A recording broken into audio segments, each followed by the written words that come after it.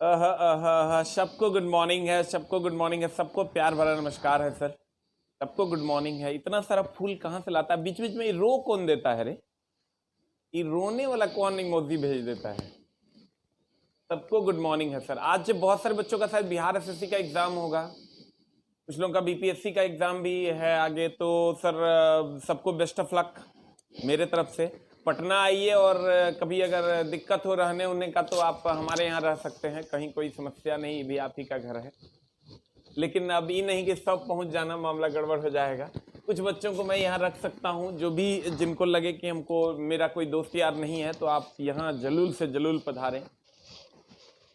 आइए sir question की दुनिया में चलते हैं बिना अपना टाइम गंवाए हुए। क्वेश्चन नंबर 1 आपके सामने है, गौर फरमाइएगा। पीएच से बहुत सारे क्वेश्चन पूछे जाते हैं, इसलिए हम लोग पीएच को अच्छे से देख लेंगे कि पीएच का क्वेश्चन क्या क्या पूछ रहा है और कहाँ कहाँ हमको दिक्कतें आ सकती हैं। तो आइए सर हम लोग पीएच पर चलते हैं। ये सबको गुड मॉर्निंग है। आइए हम लोग पीएच की दुनिया में चलते हैं। पीएच क्या है? पीएच की अगर हम बात करें तो इसकी पीएच अम्लीयता और क्षारीयता को बताता है। ये अम्लीयता तथा क्षारीयता को बताता, क्षारीयता बताता, सब जानता।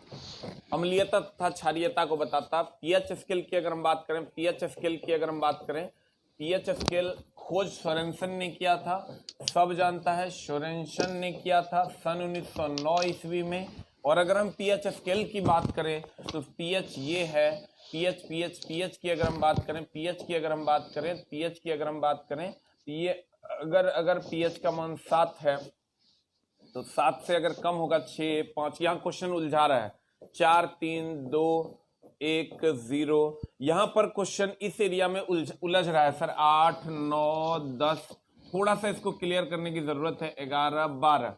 जब आप 7 से इधर जाते हो तो ये क्षारीयता बढ़ती है। अब गौर करोगे सर, 7 से जब इधर जाओगे तो ये क्षारीयता बढ़ेगी, क्षारीयता बढ़ती बढ़ती बढ़ती। रुक जा, यहाँ ढेर काबिल नहीं बनना है।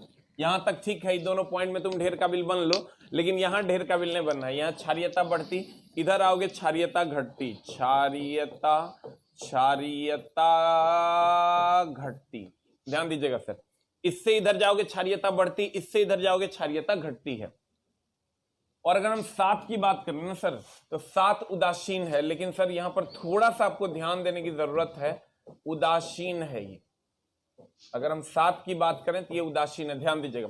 7 से कम होगा तो क्षारीयता घटती है, अम्लीयता बढ़ती है। इधर जब आओगे, इसको थोड़ा सा और हम क्लियर कर लेते हैं, अम्लीयता बढ़ती। लेकिन एकरा में झोल क्या है देखो, जो जो पीएच का मान बढ़ेगा त्यों त्यों क्षारीयता बढ़ेगी। 8, 9, 10 जो जो इधर की ओर आओगे क्षारीयता बढ़ती जाती है, और भाई मेरे जो जो इधर की ओर आओगे अम्लीयता बढ़ती जाती है। मतलब जितना ज्यादा पीएच का मान कम होगा अम्लीयता उतनी ही ज्यादा हो। अगर आप यहां आओगे तो अम्लीयता की अगर बात करोगे तो अम्लीयता जीरो वाले की सबसे ज्यादा होगी, जीरो वाले की सबसे ज्यादा होगी, जीरो वाले की सबसे ज्यादा होगी, 5 की अम्लीयता कम होगी। अगर अम्लीयता की बात करोगे भाई मेरे, तो 0 जिसका पीएच है उसकी अम्लीयता ज्यादा होगी और 5 वाले की अम्लीयता कम होगी। और अगर क्षारीयता की बात करोगे, अगर भाई मेरे क्षारीयता की बात करोगे तो क्षारीयता 12 वाले की ज्यादा होगी और 8 वाले की कम होगी। प्यारे बच्चों, इससे आपने क्या सीखा? यहीं पर झोल है जिसको आपको क्लियर करके रखना है कि अगर पीएच का मान कम होगा तो अम्लीयता ज्यादा होगी, और अगर पीएच का मान ज्यादा होगा तब क्षारीयता ज्यादा होगी। और अगर क्षारीयता का अगर हम बात करें, क्षारीयता का डायरेक्ट मतलब OH- से है, क्योंकि जो OH- देगा वो क्षारीय है, और अम्लीयता का डायरेक्ट मतलब H+ से है। जो H+ देगा वो अम्लीय है और जो OH- देगा वो क्षारीय है। पीएच का मान जितना कम होगा उतना ज्यादा वो अम्लीय है, और पीएच का मान जितना ज्यादा होगा उतना ज्यादा वो क्षारीय है। यानी OH- का मान जितना ज्यादा होगा उतना ज्यादा क्षारीय है, और H+ का मान जितना कम होगा उतना ज्यादा वो अम्लीय है। अब जल्दी से सर लिख लीजिए, इसको जल्दी से लिख लीजिए, राइट इट डाउन। सबको लव यू है भाई मेरा, हो गया? सबको लव यू है सर, हो गया? जल्दी से लिख लीजिए ना, फिर कहिएगा कि था नहीं और हमने लिखा नहीं। इसको कॉन्सेप्चुअली आप इसको एडजस्ट कर लीजिए सर, नहीं तो मामला गड़बड़ हो जाएगा। हम ये कह सकते हैं इधर से इधर जाने पर अम्लीयता बढ़ती है, इधर से इधर जाने पर क्षारीयता बढ़ती है। जितना कम होगा पीएच अम्लीयता उतना ज्यादा होगा, जितना ज्यादा होगा पीएच उतना ज्यादा क्षारीय होगा। और एक चीज और सर, एक चीज और आपको क्या करनी है, पीएच की अगर हम बात करें और H+ की बात करें तो इसको प्रॉपरली ध्यान में रखना। पीएच अगर 2 है तो ये 10⁻² होगा, ये 3 होगा तो 10⁻³ होगा, और ये 4 होगा तो ये 10⁻4 होगा। सेम है POH, power of hydroxide ion की अगर हम बात करें और OH- की हम बात करें, OH- की हम बात करें तो ये हो जाएगा 2 तो ये हो जाएगा 10⁻², ये हो जाएगा 3 तो ये हो जाएगा 10⁻3, और ये हो जाएगा 4 तो ये हो जाएगा 10⁻4, और ये हो जाएगा 5 तो ये हो जाएगा 10⁻5। जल्दी से नोट कर लो सर, जल्दी से नोट कर लो। इश्क शवा एकदम खट से क्वेश्चन जैसे कहे H+ का मान 10⁻², तुम कहना पीएच का मान 2। अगर क्वेश्चन कहे 10⁻3 तुम कहना 3, अगर कहे 10⁻4 ये कहना 4। एक और रिलेशन याद कर लो, अगर तुमको पीएच और पीओएच में अगर मामला गड़बड़ा है तो तुम याद रखना, अगर पीएच बोले तो पीओएच बोले तो 14। अगर तुमको मान लो कि 10⁻² दिया हुआ और पीओएच मांग ले तो कहना 10⁻² है तो ये 2 है, 2 है तो यहाँ 2 रखेंगे, इस साइड जाएगा तो पीओएच 12 हो जाएगा। उससे भी नहीं हो, अगर H+ into OH- is equal to 10⁻⁻14 होता है, तो यहां सर आप जान लीजिए कि यहां अगर आपको H+ का मान दे दिया 10⁻², या 10⁻² रख देना, इसको इस साइड लेके चल जाना, OH- निकल जाएगा। तो ये पूरे का पूरे खतरनाक टाइप का जो झोल है इसको आप शॉर्टकट में निकाल सकते हो एकदम आराम से। ये 2 होगा तो ये 10⁻² होगा, ये 3 होगा तो ये 10⁻3 होगा, और अगर ये 10⁻3 होगा तो ये 3 हो जाएगा। Right it down. हो गया? पीडीएफ मिला हुआ है सर, पीडीएफ गया हुआ है।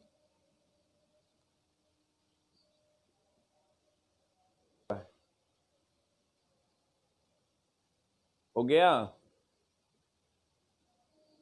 हो गया? द नेक्स्ट वन इज, अब क्वेश्चन पे आते हैं सर। कहता है पीएच का मान 7 से 14 की ओर बढ़ता है। इस क्वेश्चन को तो तुम खा पी जाओगे।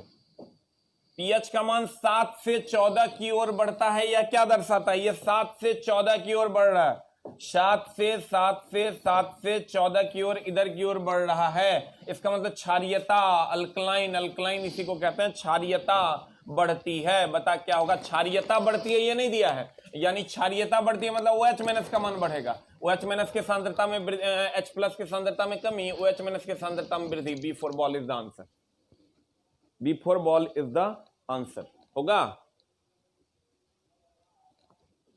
तो इतने टाइप के क्वेश्चंस पीएच से पूछे जा रहे हैं। जो जो इधर आओगे अम्लीयता बढ़ेगा और पीएच का मान घटते जाता है, जो जो इधर जाओगे क्षारीयता बढ़ेगा और पीएच का मान बढ़ते जाता है। बार बार हम बोलते हैं, चला एकदम ध्यान से समझ लेना।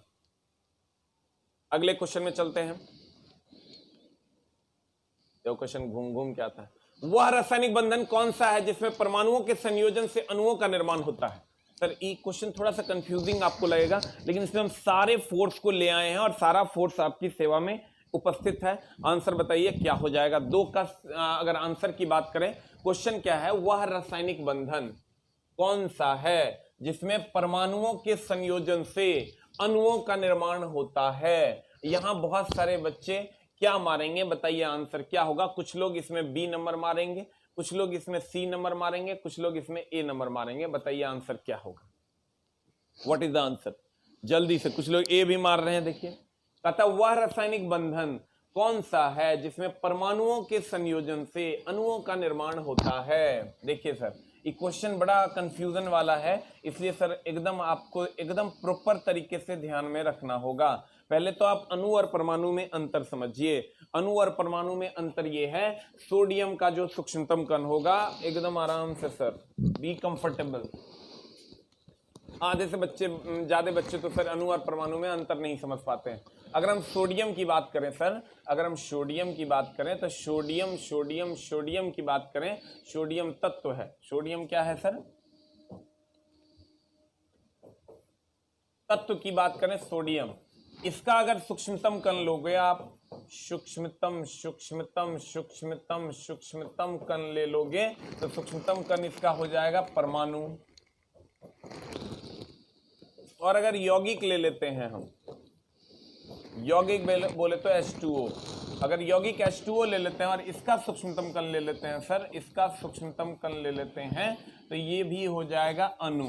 इसका प्रॉपर ध्यान रखना, अगर तत्व का सूक्ष्मतम कण परमाणु होता है और यौगिक का सूक्ष्मतम कण अणु होता है। तत्व का सूक्ष्मतम कण परमाणु होता है और यौगिक का सूक्ष्मतम कण अणु होता है। क्लियर? तत्व का सूक्ष्मतम कण परमाणु होता है और यौगिक का सूक्ष्मतम कण अणु होता है। क्लियर? अब जल्दी से सर इसको लिख लीजिए, लिख लिए। अब क्वेश्चन में जब जाइएगा 13 फीट नीचे का क्वेश्चन आता है, इससे पहले इसको लिख लीजिए, फिर बाद में नहीं करना कि लिखे नहीं। राजस्थान की राजधानी से प्रणाम, वाह वेरी गुड, हो गया। अब देख लो सर, कहता है वह रसायन, जैसे ये क्वेश्चन मिलेगा ना लड़का, अभी तो तुम सी बोल रहे हो, तुम्हारे पास अगर आंसर है तो, और ए नंबर भी बोल सकते हो तुम, सी नंबर भी, इसमें आपकी कोई गलती नहीं है। कुछ लोग बी नंबर भी बोल रहे हैं, कुछ डी भी बोल ही रहे होंगे। वह रासायनिक बंधन कौन सा है जिसमें परमाणु, देखो ये तत्व है जिसमें न्यूट्रॉन और प्रोटॉन है, इसके चारों तरफ इलेक्ट्रॉन चक्कर लगाता है, ठीक है। और ये कोई दूसरा तत्व है, न्यूट्रॉन और प्रोटॉन है इसमें, इसके चारों तरफ इलेक्ट्रॉन चक्कर लगाता है। अब मामला क्या है, वह रासायनिक बंधन कौन सा है जिसमें परमाणुओं के संयोजन से अणु का निर्माण होता है। ये एक परमाणु है, ये एक परमाणु है, और इसके संयोजन से अणु का निर्माण होगा। तो इसके संयोजन से जब अणु का निर्माण होगा सर, तो ये आवेशों के बीच, ये इलेक्ट्रॉन पर नेगेटिव चार्ज होता है, इस पर नेगेटिव चार्ज होता है, प्रोटॉन पर पॉजिटिव चार्ज, इस पर भी पॉजिटिव चार्ज है। इसमें लोग नाभिकीय बल कहते हैं सर। नाभिकीय बल नाभिक में लगता है, इसका प्रॉपरली ध्यान रखें। नाभिकीय बल नाभिक में लगता है, और यहां पर जो इलेक्ट्रॉन और प्रोटॉन के बीच जो बल लगता है, ये बल होता है वैद्युत स्थैतिक बल। क्यों लगता है सर विद्युतीय बल? क्योंकि ये प्रोटॉन और ये इलेक्ट्रॉन है, इसके बीच लगता है सर अभिकेंद्र बल भी आप कह सकते हो। इसके बीच अभिकेंद्र बल भी लगता है, अभिकेंद्र बल, और इसी के बीच वैद्युत स्थैतिक बल भी लगता है, वैद्युत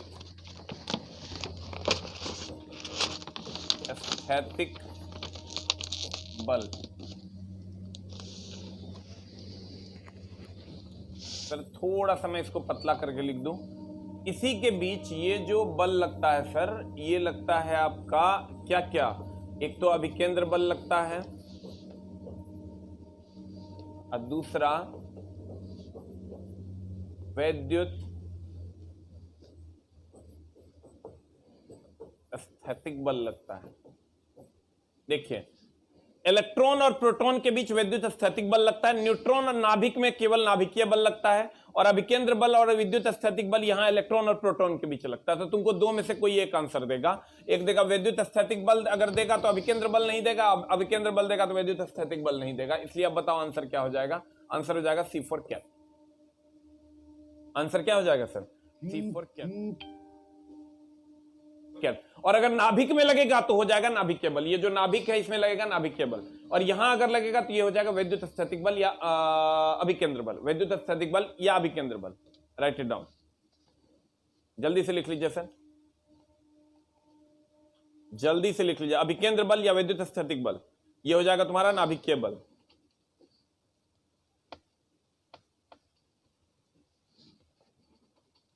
हो गया? अब आंसर हो जाएगा तुम्हारा C4 कैट। अगर कहेगा नाभिक में न्यूट्रॉन और प्रोटॉन के बीच कौन सा बल लगता है, तो नाभिकीय बल। द नेक्स्ट वन इज,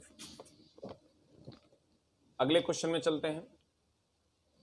बहुत सारे लोग रो रहे हैं, क्या समस्या भाई? ठंडी बीत रही है इसलिए रो रहे हो क्या? कितने लोगों को ऐसा लग रहा है कि इस ठंडी में हम लोग का शादी हो जाता तो ठीक रहता?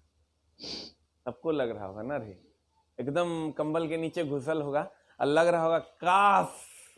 अभी तुम लोग का मेन कंसंट्रेशन समझो नौकरी नहीं है, लगभग 80% तुम लोग अपना दिमाग लगाते हो कि मेरी शादी हो जाती काश। कितने ऐसे लोग हैं जिसका 80% दिमाग इस चीज में जाता है कि मेरी शादी होती, वाह कितना मजा आता।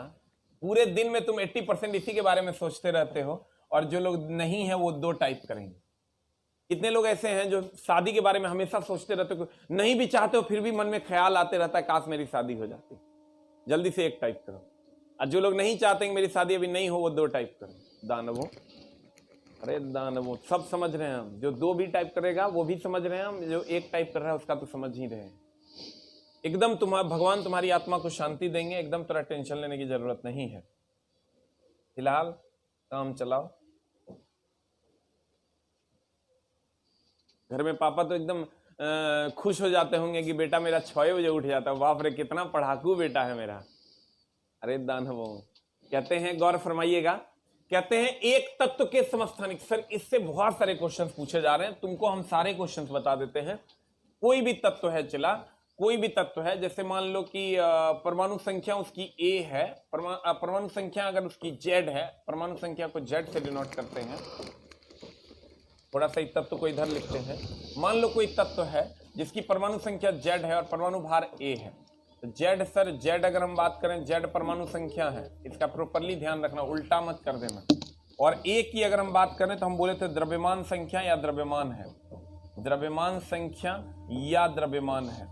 तो सर मामला ये है या द्रव्यमान है, तो कहते हैं कि या भार है, एक ये बात है।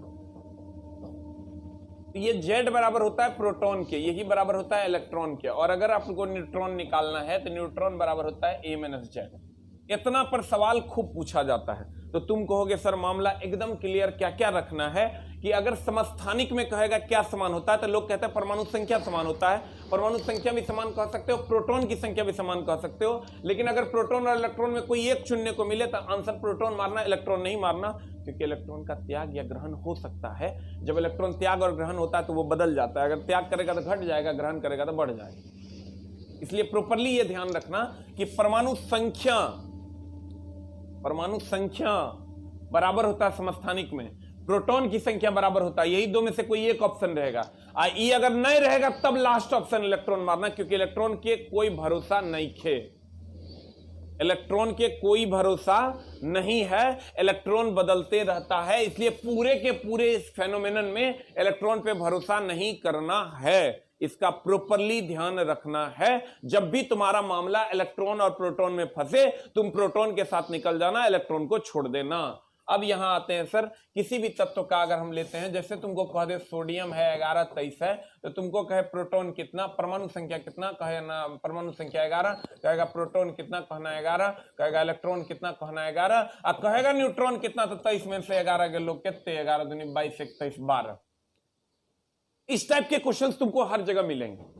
खाली प्रॉपरली ध्यान ये रखना है कि इलेक्ट्रॉन बढ़ेगा कब और घटेगा कब। जब त्याग करेगा तो घट जाएगा, यानी अगर त्याग करेगा तो प्लस होगा, घट जाएगा, और ग्रहण करेगा तो माइनस होगा, बढ़ जाएगा। लेकिन सर यहां पर समस्थानिक में खाली ये ध्यान रखना कि ये प्रोटॉन की संख्या जो है, केवल प्रोटॉन की संख्या पर विश्वास करना है, इलेक्ट्रॉन की संख्या पर विश्वास नहीं करना है। ठीक है। अब क्वेश्चन में अगर हम आते हैं तो एकदम कुछ नहीं करना है, जो परमाणु संख्या होगा वही प्रोटॉन होगा, वही इलेक्ट्रॉन होगा, और अगर न्यूट्रॉन की संख्या होगा तो परमाणु भार में से परमाणु संख्या को घटा देना है, तुम्हारा आंसर आ जाएगा। इस टाइप के बहुत सारे क्वेश्चन पूछे जा रहे हैं। कहते हैं नेक्स्ट, आ जाओ इधर। एक तत्व के समस्थानिक में द्रव्यमान संख्या 298 है, और यदि इसके नाभिक में इतना न्यूट्रॉन है। उल्टा कर दिया यहाँ क्वेश्चन ने यहाँ क्या उल्टा कर दिया सर? हमको पता है कि कोई तत्व है, मान लो कोई तत्व है और उसकी परमाणु संख्या Z है, उसका परमाणु भार A है, तो न्यूट्रॉन की संख्या अगर हम निकालते हैं तो Z माइनस A हो जाएगा। न्यूट्रॉन की संख्या Z माइनस A हो जाएगा। यहां तुमको क्वेश्चन में दे दिया है Z क्या है सर? परमाणु संख्या है, और ये क्या है? परमाणु भार है, N न्यूट्रॉन है। क्वेश्चन दे दिया द्रव्यमान संख्या 298 है, यानी द्रव्यमान संख्या तुमको दे दिया 298, यानी A का वैल्यू।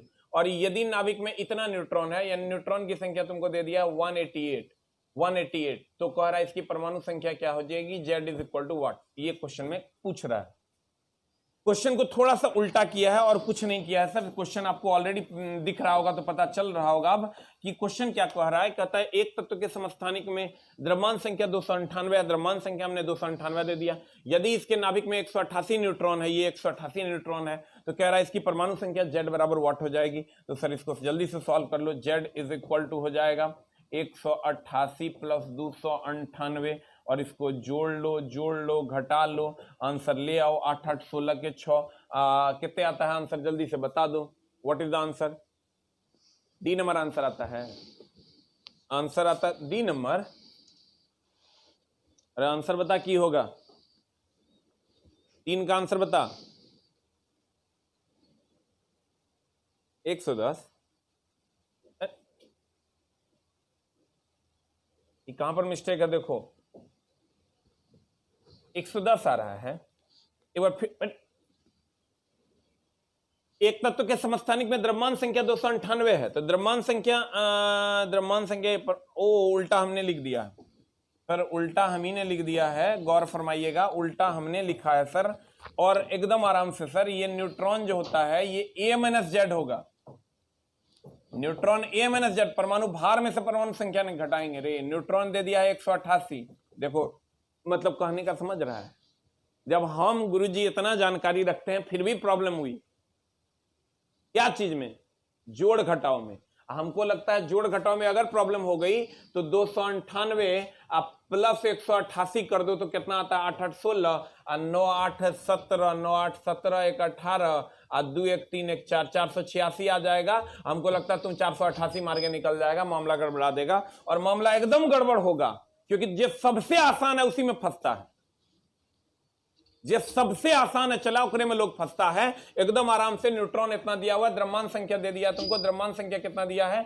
298। ये ले लो 298 अब माइनस Z, तब हो जाएगा तुम्हारा Z इस साइड आएगा और तब हो जाएगा 298 अब माइनस 188 इज इक्वल टू 110।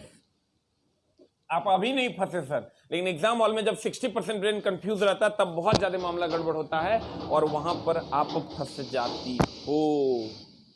अगर वहां पर फंसोगे तब पता चलेगा कि सर रियल में मामला क्या है। एकदम जोड़ घटाव में लोग फंसता है सर। एग्जाम हॉल में आप जाके देखो ना, एग्जाम हॉल में जोड़ घटाव में फंसना है, लेकिन उसके लिए आपको अब नहीं फंसने हैं। अब क्योंकि अब आप मैच्योर हो चुके हैं, अब सारी चीजें आपके सामने हैं। मैग्नीशियम की परमाणु संख्या 12, इसकी संयोजकता कितनी होगी? सर देखिए, किसी की भी संयोजकता अगर हो 1 2 3 4, अगर संयोजी इलेक्ट्रॉन आपको निकालने आता तो पहले सब संयोजी इलेक्ट्रॉन और कोर इलेक्ट्रॉन सीख लीजिए और तब संयोजकता सीख लीजिएगा। इसके खानदान का सारा काम हो जाएगा। जैसे सर आपको 2 8 8 ध्यान दीजिएगा पे, अगर आपको या 2 8 पे, अगर आपको 2 8 8 पे इलेक्ट्रॉनिक कॉन्फ़िगरेशन अगर आपको निकालने आ जाता है, जैसे सोडियम 11 है, तो सोडियम 11 है तो 2 8 3 हो जाएगा, 2 8 1 हो जाएगा, तो 8 2 10 11। इसी पर बैठा देना है खाली। 2 एकरा दे दिया, 8 एकरा दे दिया, जब बच गया एकरा दे देंगे। फिर आ जाओ तुम क्लोरीन पे। क्लोरीन होता है 17, तो ये कैसे करेंगे? 2 8 7, 2 एकरा दिए, 8 एकरा दिए 10 और 7 एकरा दिए 17। यहां पर अगर संयोजी इलेक्ट्रॉन निकालोगे चला तो संयोजी इलेक्ट्रॉन की संख्या और संयोजकता अगर बात करोगे, संयोजी इलेक्ट्रॉन एक होता है संयोजकता, दोनों अलग अलग है। संयोजी इलेक्ट्रॉन बाह्यतम कक्षा में उपस्थित इलेक्ट्रॉन होता है, तो बाह्यतम कक्षा में कितना है? 1 और यहां कितना है? 7। और संयोजकता अगर निकालोगे तो 1 2 3 4 होगा तो वही संयोजकता हो जाएगा। लेकिन अगर 5 6 7 8 होगा तो 8 में से घटा देंगे, तो 8 में से घटा देंगे तो 8 - 7 इज इक्वल टू 1 हो जाएगा। ध्यान देना, अगर 1 2 3 4 होगा तो संयोजी इलेक्ट्रॉन ही संयोजकता होगा, और अगर 5 6 7 8 होगा तो 8 में से घटा देंगे वही संयोजकता हो। जैसे एक और ले लेते हैं सर, एक और ले लेते हैं, एकदम आराम सीखने की कोशिश करना। Mg12 ये होता है 2 8 10 2 12, तो 2 8 10 2 12 संयोजी इलेक्ट्रॉन की संख्या 2 हो गई। अब संयोजकता की अगर बात करोगे तो संयोजकता हो जाएगा 2, क्योंकि 1 2 3 4 होगा तो जो संयोजी इलेक्ट्रॉन होगा वही संयोजकता हो। तो जल्दी से इसको लिख लो। अगर आपने पढ़ा है सर संयोजी इलेक्ट्रॉन और संयोजकता, तो आपको पता होना चाहिए कि संयोजी इलेक्ट्रॉन अगर 2 8 1 है तो संयोजी इलेक्ट्रॉन की संख्या 1 होगी और संयोजकता भी 1 होगी। सर सीधी बात, नो बकवास, सिर्फ और सिर्फ पढ़ाई, क्योंकि अभी आपका एकमात्र मकसद है पढ़ाई। एक बार ये जो ये आरा की धरती से प्रणाम, फलना की धरती से प्रणाम, एक बार सभी लोग लिखो भारत की धरती से प्रणाम, भारत भूमि से प्रणाम। सभी लोग लिखेंगे इस बात को, और भारत भूमि से प्रणाम। और आज के बाद भारत की पावन भूमि से प्रणाम। आज के बाद आप लोग किसी भी चैनल पे जाके अपने किसी खास क्षेत्र को हाईलाइट नहीं करके पूरे भारत को हाईलाइट कीजिए सर, ये हम आपसे नम्र निवेदन करते हैं, ताकि सारे लोग ये समझें कि भारत की भूमि पर लाल ऐसे पैदा हो गए हैं जो 6:30 बजे भोरे उठकर क्लासेस कर पाते हैं और पढ़ाई की दुनिया से जुड़ पाते हैं, जो हमारा संस्कार है सर। प्लीज प्लीज प्लीज आपसे रिक्वेस्ट है, आज से ये मुहिम चलाइए कि भारत भूमि से प्रणाम, भारत भूमि से प्रणाम। आज से ये मुहिम चलाइए सर, भारत की भूमि से प्रणाम। क्योंकि अगर आप भारत से प्यार करते हैं सर, तो क्यों अपने क्षेत्र को हाईलाइट करने से अच्छा है सर, अपने भाई को हाईलाइट करने से अच्छा है अपने पापा को हाईलाइट करें, उसका एक अलग सम्मान है सर। तो इसलिए सर आपसे नम्र निवेदन है, भारत भूमि से प्रणाम लिखें, आरा की धरती से और छपरा की धरती से, महुआ की धरती से प्रणाम न लिखें, भारत भूमि से प्रणाम लिखें सर। ये आपसे नम्र निवेदन है, आज से इस ट्रेंड को बदल दीजिए सर, ताकि पापा को भाई को हाईलाइट न करके पापा को हाईलाइट कीजिए सर, ये ज्यादा बेहतर होगा, ताकि यूट्यूब भी देखे और समझे कि भारत भूमि से प्रणाम, भारत भूमि से प्रणाम, भारत भूमि से प्रणाम। भारत के ऐसे लाल हैं जो 6:30 बजे भोरे उठ के सर क्लासेस कर पाते हैं और सर ज्ञान की दुनिया से जुड़ते हैं। कहते हैं 281 है, अगर 281 है, 281 है तो संयोजी इलेक्ट्रॉनिक संयोजकता भी है, और अगर 287 है तो 7 बोले तो 5, 6, 7, 8 रहेगा, तो 8 में से घटा देंगे, वो संयोजकता हो। ये निकालने का तरीका है, आप लोग भी खुद निकाले होंगे।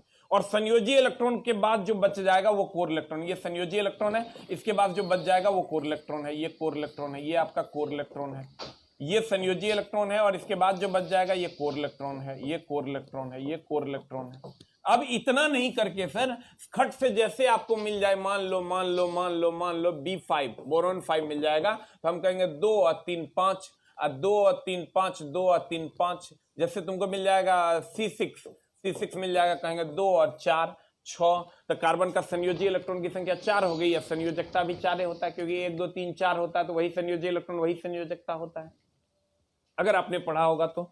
अब आ जाइए सर, यहां कहता है मैग्नीशियम की परमाणु संख्या 12 है, इसकी संयोजकता क्या होगी? एकदम आराम से सर, मैग्नीशियम की 12 है, अब 12 है तो सर 12 है, 12 है तो सर 12 है, 12 है तो 2 8 2 हो जाएगा, इसकी संयोजकता भी 2 हो जाएगी। और सर आपको कंफ्यूज क्या किया है, -2 दे करके कंफ्यूज कर दिया है। -2 नहीं होगी, संयोजकता लिख लो, एक लाइन नोट करके, संयोजकता कभी माइनस में नहीं होती।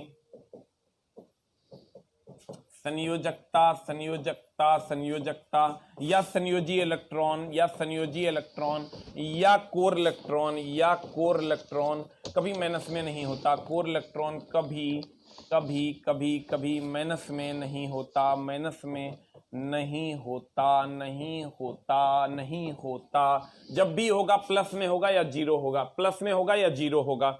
संयोजकता या संयोजी इलेक्ट्रॉन, कोर इलेक्ट्रॉन कभी भी माइनस में नहीं होता। संयोजकता या संयोजी इलेक्ट्रॉन या कोर इलेक्ट्रॉन कभी भी माइनस में नहीं होता। हो गया? आंसर बता दे भाई। आंसर हो जाएगा 4 नंबर का। अगला क्वेश्चन में चलते हैं। अगला क्वेश्चन हमारा क्या है सर? अगला क्वेश्चन में चलते हैं। अगला क्वेश्चन है, निम्नलिखित में से किस तत्व का इलेक्ट्रॉनिक विन्यास है? कुछ नहीं करना है सर, इस टाइप का इलेक्ट्रॉनिक विन्यास आपको देवे करेगा और इसी से तुम सब निकाल लोगे। देखो क्या क्या निकाल लोगे, 2 8 3 मान लो है, इससे तुम क्या क्या निकाल सकते हो? आवर्त निकाल सकते हो, आवर्त निकाल सकते हो। आवर्त निकालोगे कितना? 1 2 3 है, तो ये तीसरा आवर्त हो गया। कक्षा की संख्या निकाल लोगे, देखो इसी से सब हम निकलवा देते हैं। तुम्हारा कक्षा की संख्या निकाल लो, कक्षा की संख्या 1 2 3 है, तो कक्षा की संख्या 3 हो गई। वर्ग निकाल लो, तो वर्ग 1 2 3 है, ये बाह्यतम कक्षा में 3 इलेक्ट्रॉन है, तो ये वर्ग हो जाएगा 3। उसके बाद आ जाओ तुम, ये क्या बोलते हैं उसको, तत्व कौन सा है? तो तत्व की परमाणु संख्या निकालने कहेगा। तत्व की परमाणु संख्या, परमाणु संख्या अगर कहेगा, तत्व की परमाणु संख्या कहेगा निकालने, तो कुछ नहीं करना। 2 8 10 3 13, ये हो गया 13 हो गया, तो सर अल्युमिनियम हो गया। और अगर परमाणु भार कहेगा निकालने, परमाणु भार कहेगा निकालने, तो जस्ट इसका डबल कर दो। 13 दूनी 26 1 27, लगभग 27, 13 दूनी 26 प्लस समथिंग होता है, 26 पॉइंट समथिंग होता है। अगर इसी से संयोजी इलेक्ट्रॉन कहेगा निकालने, तो संयोजी इलेक्ट्रॉन भी तुमको हम सिखा देते हैं। हम बोले ये कंप्लीट रिवीजन कोर्स है। संयोजी इलेक्ट्रॉन 3 है, तो ये 3 हो जाएगा। संयोजकता की अगर हम बात करें, संयोजकता की अगर हम बात करें, तो संयोजकता भी सर 3 हो जाएगा। क्यों? क्योंकि 1 2 3 होगा तो वही संयोजी इलेक्ट्रॉन वही संयोजकता। और अगर कोर इलेक्ट्रॉन की बात करें, कोर इलेक्ट्रॉन की बात करें तो कोर इलेक्ट्रॉन, ये संयोजी इलेक्ट्रॉन को छोड़ दो, जो बच गया ये कोर इलेक्ट्रॉन है। तो 8 2 10 हो गया। देखो तुम इतना से सब कुछ निकाल सकते हो। कितना इंफॉर्मेशन है? 1 2 3 4 5 6 7 8 निकाल सकते हो अगर तुम इलेक्ट्रॉनिक कॉन्फ़िगरेशन निकालना जानते हो इस फॉर्मेट में तो। और इस फॉर्मेट में अभी तुरंत हमने सिखाया, आगे भी 1 2 क्वेश्चन और हम लेके आ जाएंगे ताकि तुम सीख सको। देखो क्या क्या, इस सब से तुमको मुक्ति मिल जाएगी। कुछ भी पूछेगा तो हर काम हो जाएगा। जैसे पानी पिलाओ थोड़ा सा।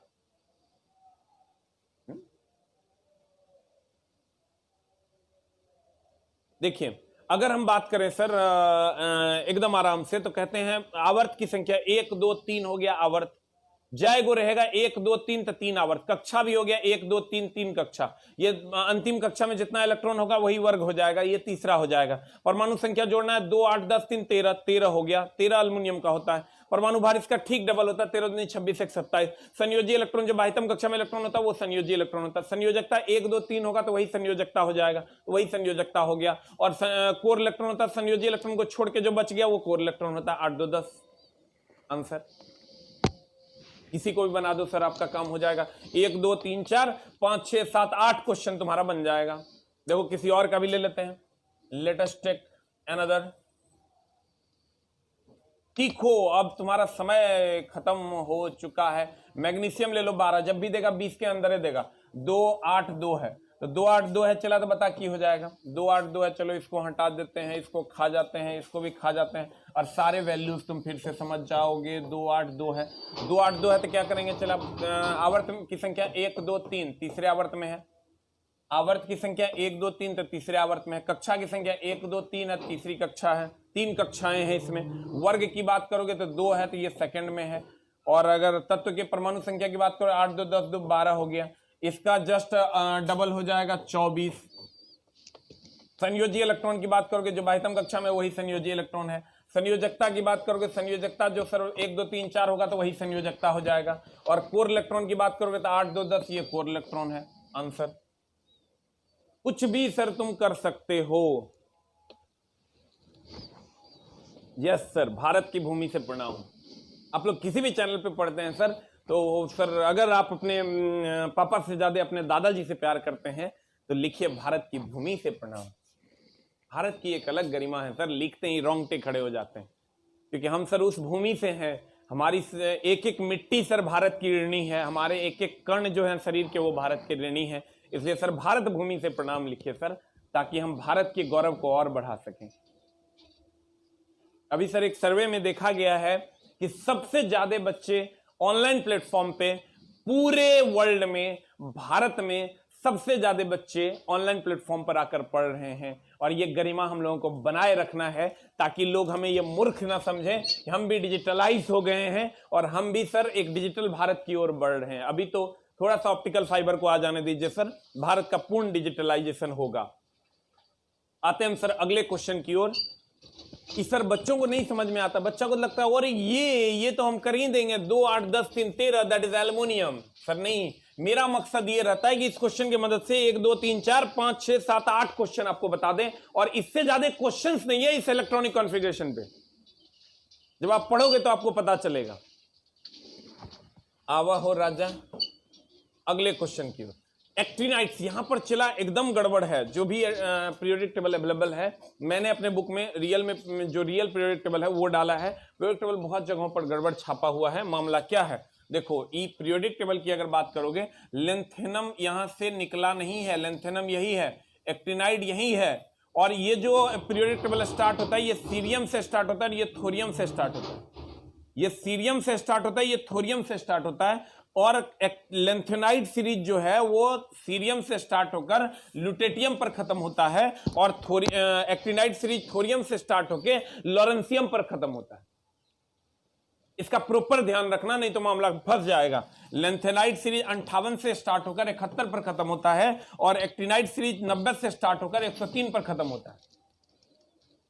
अब यहां क्वेश्चन कहेगा एक्टिनाइड के परमाणिक संख्या, एक्टिनाइडों की परमाणिक संख्या। लड़का इसमें क्या करता है, एक्टिनाइड जैसे बोलता है 89 से 103 कर देता है। नहीं सर, ये 90 से 103 है। और देखो तुम गौर से 89 से 102 भी एक ऑप्शन दिया हुआ है, इसलिए आंसर 90 से 103 होगा। और एक चीज और, यहां तुमको कहेगा कि लेंथेनम किस ब्लॉक का है, तो तुम गौर से देखो, ये तुम्हारा एस ब्लॉक है, ये तुम्हारा डी ब्लॉक है, ये तुम्हारा डी ब्लॉक है, और ये जो है तुम्हारा पी ब्लॉक है, और यहां ये नीचे जो है ये तुम्हारा एफ ब्लॉक है। तो अगर तुमको कहे लेंथेनम किस ब्लॉक का है तो कहेंगे डी ब्लॉक का है। अगर कहेगा एक्टिनियम कौन ब्लॉक का है तो कहेंगे डी ब्लॉक का है। अगर कहेगा सीरियम और थोरियम कहां का है वो कहेंगे एफ ब्लॉक का है।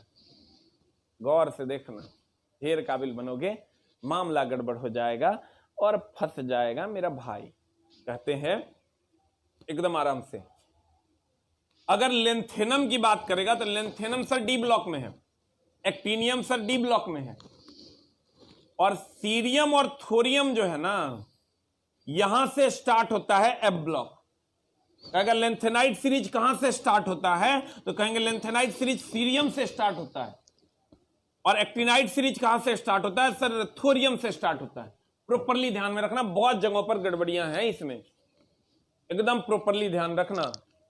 आंसर बता क्या हो जाएगा, डी फॉर डॉग हो जाएगा, ए फॉर एप्पल नहीं मार देना, पहले में ये आंसर दे दिया गया है। अगले क्वेश्चन पे चलते हैं। द नेक्स्ट क्वेश्चन इज, अगला क्वेश्चन आपके सामने ये रहा। कहते हैं ये विस्थापन अभिक्रिया से खूब क्वेश्चन पूछ रहा है, इसको भी सर देख लो एक बार, शॉर्ट रिवीजन हम लोग कर ही लेते हैं। सर ए और बी अगर आपस में जुट गया और ए बी का निर्माण कर दिया, कल भी ये क्वेश्चन मैंने लाया था, इसलिए कि सर क्वेश्चन में बहुत ज्यादा तगड़े कॉन्सेप्ट के साथ पूछा जा रहा है। ये संयोजन है, और अगर ए बी टूटकर ए प्लस बी में बिखर गया तो ये वियोजन है, ये वियोजन है या अपघटन है, या अपघटन है, या अपघटन है। और अगर सर ए बी, ध्यान देना, अगर A B plus C D हुआ तो सर अगर ए बी और सी डी अभिक्रिया किया, या यूं कहें हम सर ए बी या प्लस सी अगर अभिक्रिया करता है और ए सी प्लस बी बना देता है, इसको हम एकल विस्थापन कहते हैं। इसको हम सर एकल विस्थापन कहते हैं, एकल विस्थापन कहते हैं। और अगर ए बी, रुक जा समझा देते हैं हम, A B plus C D है और ये बना देता है A C plus B D, इसको हम द्विविस्थापन कहते हैं, इसको हम द्विविस्थापन कहते हैं। सर ध्यान देना, यहां पर क्वेश्चन तुमको कहां कहां फंसा लेगा उसकी बात करते हैं। अगर ए और बी आपस में जुड़कर ए बी बना देगा, इसको संयोजन अभिक्रिया कहते हैं। और अगर ए बी टूट के ए और बी बना देगा तो इसे वियोजन या अपघटन अभिक्रिया कहते हैं, क्योंकि ये टूट गया है। चलो यहां तक तो ठीक था। दहन अभिक्रिया जकरा में उष्मा निकलेगा उसे देगा तो उष्मा छेपी, जो उष्मा लेगा उष्मा शोषी, ये तो जानता होगा। जो उष्मा लेगा उष्मा शोषी, जे देगा उष्मा छेपी, जे देगा उष्मा छेपी। इंग्लिश में एक्सोथर्मिक इंडोथर्मिक, एक्सोथर्मिक जो देगा, इंडोथर्मिक जो इन करेगा मतलब लेगा। अब ध्यान से देखना, अगर ए और बी आपस में जुड़ा, ए बी का निर्माण किया, ये संयोजन अभिक्रिया है। और ए बी जो है टूट गया ए और बी में, तो इसको वियोजन या अपघटन अभिक्रिया कहते हैं। और यहां से ए बी प्लस सी है, तो देखो बी के जगह पर खाली सी आ गया तो ए सी हो गया, और सी के जगह बी आ गया, यहाँ ए सी प्लस बी हो गया। यहाँ आओगे A B plus C D है, तो A B plus C D है, तो बी के जगह पर यहाँ सी आ गया, और यहाँ सी के जगह पर बी आ गया। तो ये द्विविस्थापन, चूंकि दो विस्थापित हुआ द्विविस्थापन, एगो विस्थापित हुआ खाली बी हटा है, एकल विस्थापन। ध्यान ये देना चला, कभी कभी क्या करता है ना, इस टाइप के रिएक्शंस दे देगा, कहेगा ये कौन सा अभिक्रिया है, एगो दिया विस्थापन अभिक्रिया, एगो दिया द्विविस्थापन अभिक्रिया। तो सर तुमको ये प्रॉपरली ध्यान रखना है कि ये द्विविस्थापन अभिक्रिया होगा। अगर द्विविस्थापन नहीं होगा तब विस्थापन मारना, क्योंकि डायरेक्ट ऑप्शन अगर विस्थापन मार देते हो तो वो एकल भी तो हो सकता है। फिर से समझो, चला रे, हम जब देखते हैं तो भारत की पावन भूमि से नमस्कार। एक लाइन का बात समझ लीजिए, क्वेश्चन जो सबसे आसान है फंसना वहां भी सबसे ज्यादा है। जो टफ है वहां तो फंसना ही फंसना है, जो सबसे आसान है वहां भी फंसना ही फंसना है, उसको कोई रोक नहीं सकता। तुम जितना काबिल बनोगे, ऑप्शन उतना ज्यादा काबिल बना के अगर नहीं फंसाएगा तो सारे बच्चे 100 में 100 लेके आएंगे। मैं बार बार बोलता हूं सर, मार्क्स चाहिए, नहीं होगा, गड़बड़ हो जाएगा। 1 नंबर 0.2 नंबर से भी अगर आप लैक करते हो तो जिंदगी भर फिर 4 साल तक आपको पढ़ना पड़ जाएगा। इसलिए सर आप बिलीव कीजिए, अपने दिमाग को शांत कीजिए और हमेशा सीखने की प्रवृत्ति अपने अंदर लाइए, तभी आप कुछ कर पाओगे। ध्यान देना सर। कहता देखते देखते बाथरूम भी कर रहे हैं, बहुत अच्छा बात है। हग भी लो और देख भी लो, ठीक ना। एकदम सड़ेल आदमी सब है, 5 बजे कहीं नहीं उठता है दानवों। ठीक है ठीक है, कोई बात नहीं, एकदम हगते मुदते हरि का नाम लो और इसके जाकर वीडियो देखो तो हर काम हो जाएगा। कैमरा ऑफ हो गया, जल्दी से कैमरा लगाइए चार्ज में। 1 मिनट आ रहा है कैमरा। 1 मिनट आ गया आ गया आ गया आ गया आ गया आ गया। देखो कहते हैं सर अगर इसमें तुमको ये इक्वेशन दे दे और विस्थापन भी दे दे और द्विविस्थापन भी दे दे, आंसर द्विविस्थापन मारना। अगर यही इक्वेशन दे दे और एक विस्थापन भी दे दे और विस्थापन भी दे दे, आंसर एकल विस्थापन मारना। नहीं रहेगा तब विस्थापन मारना। अब क्वेश्चन में जाने दो। उष्मा अगर देगा तो उष्मा छेपी और उष्मा लेगा तो उष्मा शोषी। अब आने दो इधर, क्वेश्चन नंबर इधर इधर इधर। कहता है Fe प्लस CuSO4, ये FeSO4 प्लस Cu तो एक गुण विस्थापित हुआ, ये SO4 आके यहाँ जुट गया, एगो विस्थापित हुआ, एगो विस्थापित हुआ। तो सर इसको हम प्रतिअपघटन कहते हैं। नहीं सर, योगात्मक जुड़ा भी नहीं है सर, दहन भी नहीं है, प्रतिस्थापन को ही विस्थापन। देखो कितना वर्ड चेंज कर करके देता है, प्रतिस्थापन को ही विस्थापन कहते हैं। लेकिन अगर इसका एक ऑप्शन रहता एकल विस्थापन। हम थोड़ा सब जगह से बचाने की कोशिश करेंगे, जितना मेरे पास सर नॉलेज है कोशिश करेंगे तुम तक पहुंचा दें। एकल विस्थापन और एक ऑप्शन रहता विस्थापन या प्रतिस्थापन, जो भी आप कह दीजिए। तो यहां से आंसर हो जाएगा सर, जब दी गई अभिक्रिया निम्न में से किसका उदाहरण है, तो आंसर मारेंगे सर एकल विस्थापन। इन नहीं रहता तब सेकंड आंसर मारते विस्थापन। फंसाया है बोर्ड ने यहां पर भी। अरे सर ये ABCD बड़ा करना आसान है। हम क्या कहते हैं, तुम खूब पढ़ लो, खूब बढ़िया से पढ़ लो, और 70.2 मेरिट जाएगा और 70 नंबर आपको होगा। तब पता चलेगा एक क्वेश्चन की अहमियत, ठीक ना। इसलिए भाई मेरे, सोना मेरे, खूब मन लगा के पढ़िए। Question number next, question number next, question number next. निम्न में से कौन सा मिश्र धातु में टीन होता है? तो सर ये जो मिश्र धातु वाला मामला है ना, ये जलूल से जलूल याद रखिएगा। यहां से एक क्वेश्चन रहबे करेगा तो बाद में हमरा गरियाइएगा नहीं। एक क्वेश्चन फिक्स है, कहां से? तुमको पीतल से। ये जो लिख रहे हैं सर इसको जरूर याद रखना। कांसा, gun metal, solder, solder, solder, solder, solder, उसके बाद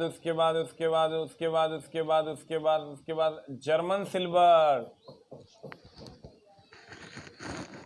ज्यादा चांस रहता पीतल या कांसा में से कोई एक पूछने का, लेकिन शोल्डर तो एकदम महा VBI, सीसा प्लस टीन का मिश्रण, PB प्लस SN का मिश्रण होता है। ये एकदम महा VBI।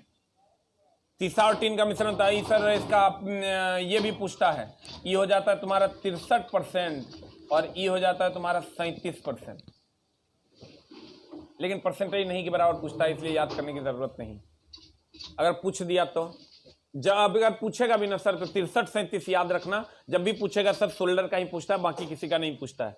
पीतल, कांसा, gun metal, solder, German silver, इसमें 3 गो वेरी वेरी इंपॉर्टेंट, 3 गो वेरी वेरी इंपॉर्टेंट, 3 गो वेरी वेरी इंपॉर्टेंट। एगो पीतल, एगो कांसा, एगो शोल्डर। ये 3 वेरी वेरी इंपॉर्टेंट, ये 3 वेरी वेरी इंपॉर्टेंट पूछबे करता है, फिक्स है। इसलिए सर इसको जरूर याद रखना। निम्न में से कौन सी मिश्र धातु में टीन है? शोल्डर में टीन है, सीसा प्लस टीन। आंसर हो जाएगा तुम्हारा 8। ये 3 तो एकदम तुम याद रखना। और इस्पात को जंगरोधी बनाता है सर क्रोमियम और कठोर बनाता है कार्बन। एकदम ध्यान में रखना, न तो मामला गड़बड़ हो जाएगा। जंगरोधी बनाता है सर क्रोमियम और कठोर बनाता है कार्बन। कार्बन कठोर, कार्बन कठोर, कार्बन कठोर। एकदम प्रॉपरली इसको अलग अलग करके याद रखना, न तो मामला गड़बड़ाएगा। और ये जो कौन किसका बना हुआ होता है, किसका किसका मिश्रण है, एक क्वेश्चन यहां से फिक्स है। इसलिए जब अभी से एग्जाम तक में एक आध बार हर 2 दिन पे इसको विजिट कर लेना है सर, ना तो मामला गड़बड़ हो जाएगा। तेरी मोहब्बत में। जे गुरु जी कह रहे हैं ओकरा जरूर पढ़ना। परम शून्य तापमान से एक क्वेश्चन फिक्स रहता है, अब फिक्स नहीं रहता है, बदल भी नहीं हो रह सकता है, बाद में तू हमरा गरिया देगा। परम शून्य तापमान को पढ़ाना गुरु जी का एकदम कर्तव्य बन चुका है, क्योंकि सर यहाँ से क्वेश्चंस रहते हैं। परम शून्य तापमान, परम शून्य तापमान, परम शून्य तापमान, परम शून्य तापमान। परम शून्य तापमान की अगर हम बात करें सर, तो परम मतलब परम पिता परमेश्वर है, तापमान का ऐसा मात्रक है केल्विन। इसको सीख लो, ना तो तोरा पता नहीं चलतो कि केने केल्विन केने डिग्री सी मारे कि केल्विन मारे, नहीं पता चलता तू मिस्टेक करवे करेगा, ये फिक्स है। तो सर गुरुजी तुमको सिखा देंगे। लुक जा ओ दिल दीवाने, एकदम आराम से परम शून्य। तू कल्हे से गाना गाएंगे ना तो कल्हे से कहेगा ओकरा में तो लाइव इसीलिए रहता है, गाना गाता है तो शायरी वाला मास्टर। कभी गुरुजी से अकेले में मिलना, गुरुजी बड़ी बढ़िया शायरी करते हैं, ठीक ना, लेकिन हम करते कहे नहीं जानता है। सब कहना कल से जितना विरोधी है वो कहना शुरू कर देगा, अरे शायरी वाला मास्टर। माँ कसम को शायरी नहीं बोलेंगे, सिर्फ कॉन्सेप्ट देंगे और बच्चा पढ़ेगा। गाना कहेगा वो जो गवैया है ना भाई, ई बोलोगी वो जो कॉन्सेप्ट देता है, ठीक ना। हम ये अपने आप को स्टेबलाइज कर देंगे, चला ना गवैया है ना शायर है। इसीलिए को हमरा आता है लेकिन हम बोलते नहीं है, इसलिए नहीं बोलते हैं। ये तुम ही लोग कल होके जो है ना ये बात का हवा उड़ाने में उसकी मदद कर देगा। ये नहीं कहेगा कि नहीं गुरुजी के पास कॉन्सेप्ट बहुत बड़े, कभी हमसे मिलो माँ कसम शायरी कुमार विश्वास वो सब जो तू देखता है ना वो सब फेल है हमारा आगे, लेकिन गुरुजी करते नहीं है। कहता है परम शून्य तापमान, ये सब बुढ़ाड़ी में करेंगे। चला जब धिया पुता भगा देंगे लतिया के, तब स्टेशन यही सब काम करेंगे, करते जाएंगे, पैसा मांगते जाएंगे, तुम लोग 200 टका देना एक बार में। परम शून्य तापमान की अगर हम बात करें तो चला परम पिता परमेश्वर है तापमान, ई तोरा ढेर काबिल जे एकरा में बनेगा वो ढेर फंसेगा। परम पिता परमेश्वर तापमान का ऐसा मात्रक केल्विन है। परम पिता परमेश्वर तापमान का ऐसा मात्रक केल्विन है। परम पिता परमेश्वर तापमान का ऐसा मात्रक केल्विन है। क्या है? केल्विन है। इसीलिए कहते हैं परम जब ये लग गया इसका मतलब तापमान का ऐसा मात्रक के होगा, और उसके पिछवाड़े में 0 लगा दो तो परम पिता परम शून्य तापमान हो गया। जब भी होगा परम शून्य तापमान 0 केल्विन होगा, और इसको डिग्री सी में बदलोगे तो -273 डिग्री सी होगा। अब एक झोल करके की पूछा है, ये पूछता है इसमें कि 0 से 273 कौम एकरे लिखता है। देखो एकरा लिखेगा 0 से 273 डिग्री सी कौम, ये एक के बात ना है रे। ऐसा झोल में तोरा फंसाएगा तुम सोच नहीं सकती है, जाने मन मामला एकदम गड़बड़ है। -2, जैसे हम कहते हैं -10 टका, -10 टका मतलब 0 से 10 टका कम, वैसे ही -273 डिग्री सी ये हो गया 0 से 273 कम। अगर हम कहते हैं -10 टका मतलब 0 से 10 टका कम। अगर हम कहते हैं -273 डिग्री सी तो हम कहेंगे 0 से 273 डिग्री सी कम।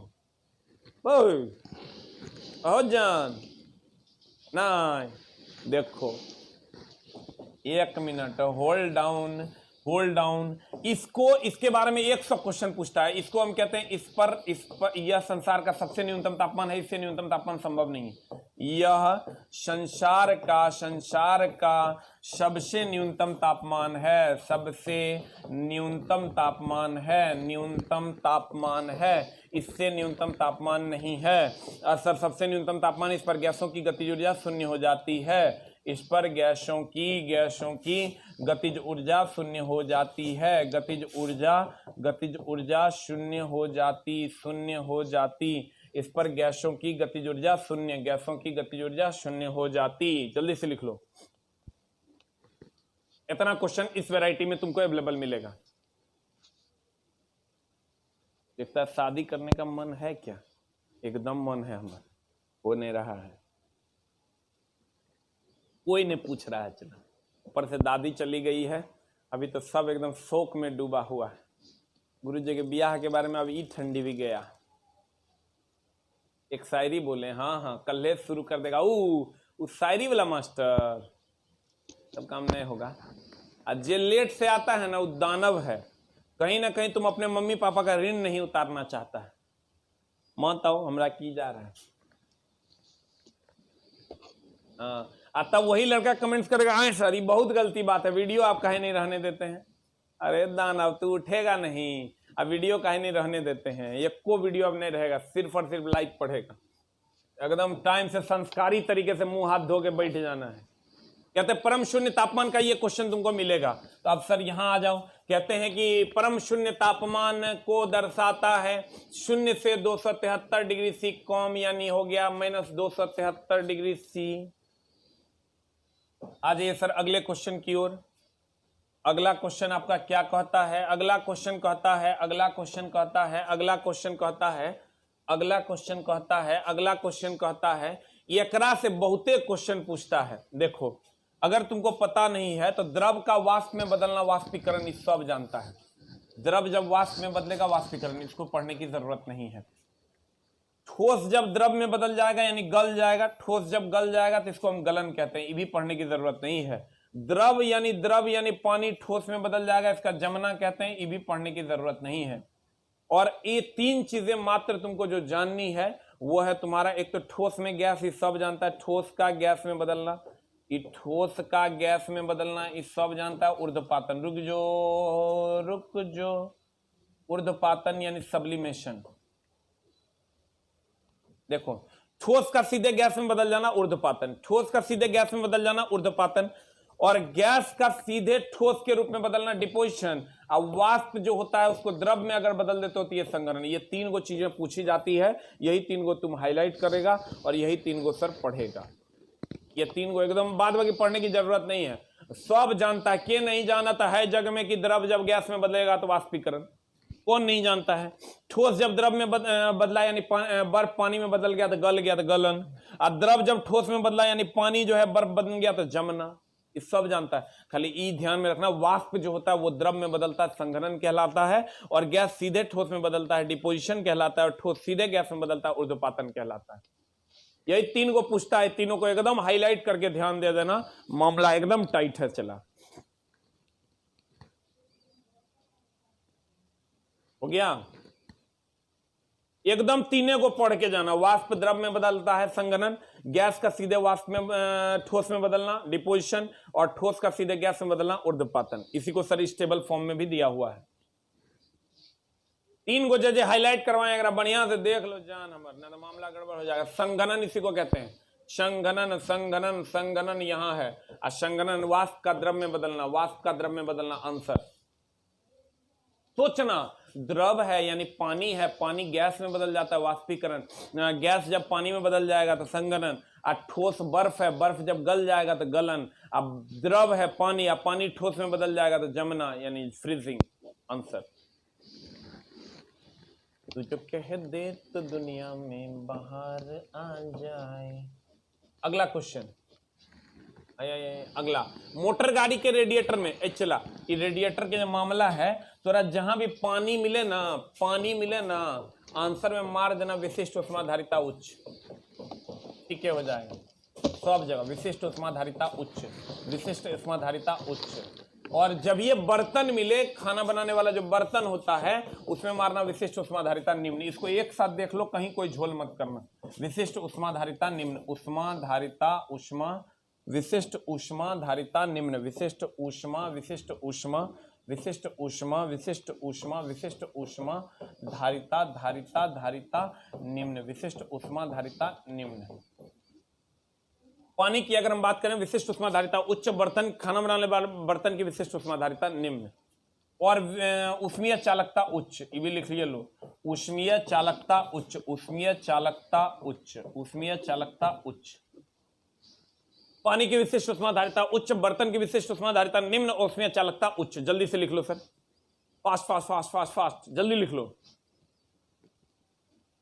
हो गया, पानी की विशिष्ट उष्माधारिता उच्च, बर्तन की विशिष्ट उष्माधारिता निम्न, एकदम लास्ट टाइम में देख लो। चला बर्तन निम्न, बर्तन निम्न, बर्तन निम्न, बर्तन निम्न। पानी है, पानी तो सर्वत्र उपलब्ध है, वो सबसे ज्यादा होता है, पानी सर्वत्र उपलब्ध है, वो सबसे ज्यादा विशिष्ट उष्माधारिता होती है। इसी पर तो सब क्वेश्चन बन जाएगा। कहता मोटर गाड़ी के रेडिएटर में ठंडा, पानी सर्वत्र है इसलिए सब जगह विशिष्ट उष्माधारिता उसकी उच्च होती है। रेडिएटर में ठंडा करने के लिए पानी का व्यवहार किया जाता है, एकदम आंख मूंद के मारना, विशिष्ट उष्माधारिता अधिक होती है, आंसर। अगले क्वेश्चन की ओर चलते हैं। ये रेडिएटर इसी में यूज करते हैं। अगला क्वेश्चन तुम्हारे स्क्रीन पर ये रहा, इस सर देखो गति का द्वितीय समीकरण, प्रथम द्वितीय और तृतीय एकदम ध्यान में रखना। प्रथम समीकरण है v बराबर u प्लस एटी, द्वितीय है s बराबर ut plus half eighty square और तृतीय है v स्क्वायर बराबर u स्क्वायर प्लस 2s। लेकिन चला ये थोड़ा याद ही नहीं रहेगा, कौन क्या बताता है यो पूछता है, तो तुम ध्यान में क्या रखो, कौन पहला कौन दूसरा कौन तीसरा, कैसे याद रखेगा। गुरुजी की पुस्तक में हमने एक लाइन में सजा के लिख दिया है सारे चीजों को, लेकिन आप कैसे याद रखिएगा, आप गौर फरमाइएगा तो याद हो जाएगा। सर आप गौर फरमाइए, ये पहला टर्म है, ये फर्स्ट टर्म है, ये फर्स्ट टर्म है और ये सेकंड टर्म है सर, ये सेकंड टर्म है। और आप थर्ड टर्म से ये डिसाइड कर सकते हैं कि कौन पहला समीकरण कौन दूसरा कौन तीसरा। हम आपको एक जुगाड़ बता देते हैं, देखिए कैसे। इसमें 1 से मल्टीप्लाई है, इसमें हाफ से मल्टीप्लाई, इसमें 2 से मल्टीप्लाई। तो आप गौर से देखिए 1 से जिसमें मल्टीप्लाई 80 में 1 से मल्टीप्लाई है, तो ये एक पहला समीकरण। और पहला समीकरण के बाद जो हाफ होता है, हाफ का मतलब बीच में, हाफ का मतलब नहीं कहते हाफ काट दो, हाफ काट दो मतलब बीच से काट दो, हाफ काट दो मतलब बीच से काट दो, तो जो हाफ वाला होगा वो बीच वाला होगा, यानी द्वितीय समीकरण। और उसके बाद जो बच गया वो तृतीय समीकरण। तो नहीं समझे आप, अगर 1 से मल्टीप्लाई वाला पहला समीकरण होगा, हाफ से मल्टीप्लाई यानी बीच में होगा, यानी दूसरा समीकरण होगा, और बाद बाकी जो बच गया 2 से मल्टीप्लाई ये तीसरा समीकरण होगा। तो जैसे हमको रेंडमली मिल गया, रेंडमली हमको मिल गया कि s बराबर ut plus half eighty square, s बराबर ut plus half eighty square, ये कैवां समीकरण है। या हमको मिल गया v बराबर u प्लस एटी, ये कैवां समीकरण है। या मिल गया v square is equal to u square plus 2as, ये कैवां समीकरण। हम कहेंगे इसमें 1 से मल्टीप्लाई है, ये गति का पहला समीकरण है। और कहेंगे सर, और कहेंगे क्या, इसमें 2 हाफ से मल्टीप्लाई है, ये बीच में होगा, यानी ये दूसरा समीकरण है। और ये सर लास्ट बच गया, ये तीसरा समीकरण है। एकदम बिना किसी झोल जाल के, बिना किसी लाग लपेट के। यहां सर हाफ से 1 से मल्टीप्लाई है, ये पहला समीकरण होगा। यहां हाफ से मल्टीप्लाई, हाफ का मतलब बीचों बीच होता है, ये दूसरा समीकरण है। और यहां 2 से मल्टीप्लाई है, ये तीसरा समीकरण। क्लियर? अब हो राजा अगले क्वेश्चन पे। अब क्वेश्चन पे जैसे आइएगा आप, आपको पता है द्वितीय समीकरण, द्वितीय समीकरण मतलब बीच में, बीच में मतलब हाफ, हाफ में भी सर आपके पास 2 समीकरण आ गया, s बराबर ut plus half eighty square, half eighty है। देखो जो ढेर काबिल बनेगा यहां मार के निकल जाएगा, यहां मार के नहीं निकलना, इसको काट देते हैं। यहां हो जाएगा s बराबर ut plus half eighty square, ये आंसर हो जाएगा, डी फॉर कुत्ता। और कौन किसको बताता है, उसके लिए सर a को 0 मान लेना है और u को 0 मान लेना है, तब जो बच जाएगा वो उसको दिखाता है। s को खाली विस्थापन भी कहते हैं, स्थिति भी कहते हैं। यहाँ u को 0 मान लो, a को 0 मान लो, तो v और t बचा, यानी वेग और समय को बताता है। यहाँ भी सर a को 0 मान लो, u को 0 मान लो, तो ये s और t बचा, तो यानी विस्थापन और समय को बताता है। यहाँ भी u को 0 मान लो, a को 0 मान लो, तो यहाँ वेग और विस्थापन बचा, ये वेग और विस्थापन को बताता है। तुम बोलोगे नहीं समझे सर, तो नहीं समझे तो सर समझिए कि आपको क्या करना है और कैसे करना है। u को 0 मान लीजिए, a को 0 मान लीजिए अपने मन से, तब जो बच गया वो उसी को बताता है। u 0 a 0, तब बचा विस्थापन और समय, तो ये विस्थापन और समय को बताता है। यहाँ भी u 0 a 0, तो ये बचेगा वेग और समय को बताता है। u 0 a 0, ये बच गया वेग और स्थिति को बताता है या विस्थापन को बताता है। You will get the answer. ठीक है? अब बता, गति का द्वितीय समीकरण जब ये कर दिया तो ई मारोगे आंसर गलत हो जाएगा, क्योंकि समीकरण गलत है, तो आंसर डी फॉर डॉग हो जाएगा। अगला कहता है सर शून्य त्वरण का अर्थ है, शून्य त्वरण जब ये कह दिया तो वेग एक समान होगा।